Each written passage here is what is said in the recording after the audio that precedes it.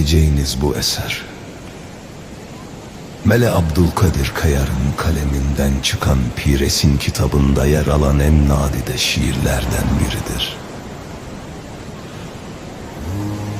Şairin 2009 senesinde rahmeti rahmana kavuşan kıymetli babasının ardından kaleme aldığı Vefata Babo, bir ayrılığın değil, bitmeyen bir vefanın ilanıdır. Baba acısının ilim ve sabırla yoğruldu o hüzünlü satırlar sizlerle.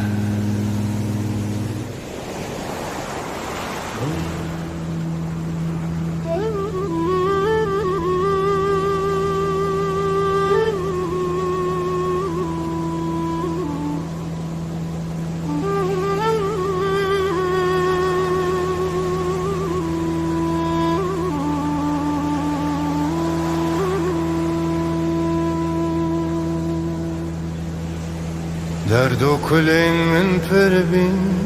lawra jidna birinin dil tev derbin beşavandika verin hun cibinerin vek pepuke gavarım بروجو هم بشوه چاوا هسترا دوباره جی فلک شاشمامه دی چوله دا ازمامه سرمم جو خمامه بر برف و باران مامه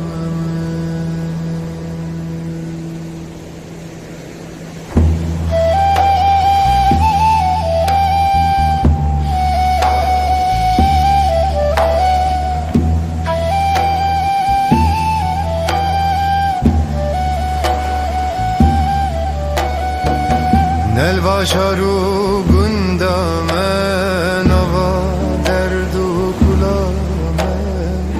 çaralava nekame hevya rehma khudame evalimi pırzana hemmiz geftu divana halku alem komdibun berveza لرحلت كرج ودني ام هشتنا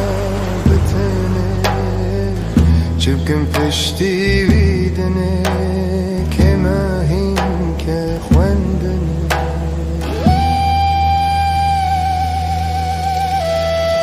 حساب ميلادي دا 2009 دا بار کردن یا فانی دا مدرسه حسینی دا سیدا کرن کبر دا ماما خمگین دنه دا فرک من دی صبر دا خدا خلق کرن نور دا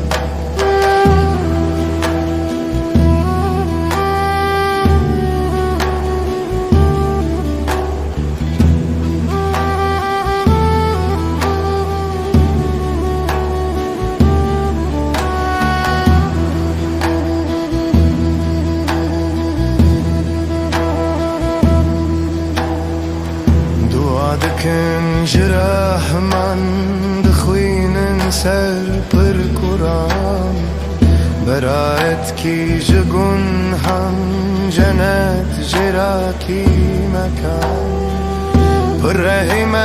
بیگمان محمد را کی جران اوهریا میزدان افو بکی مهم ینا خشکو براین دلال کار بکن کارک زلال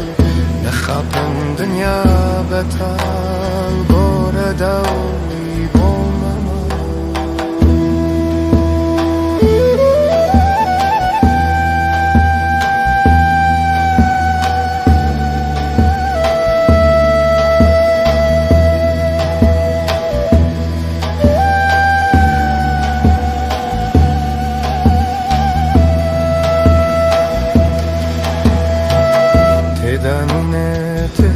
زوال نما ثرى نما جال نكر پست کی پر سوال مدى بنتم هوا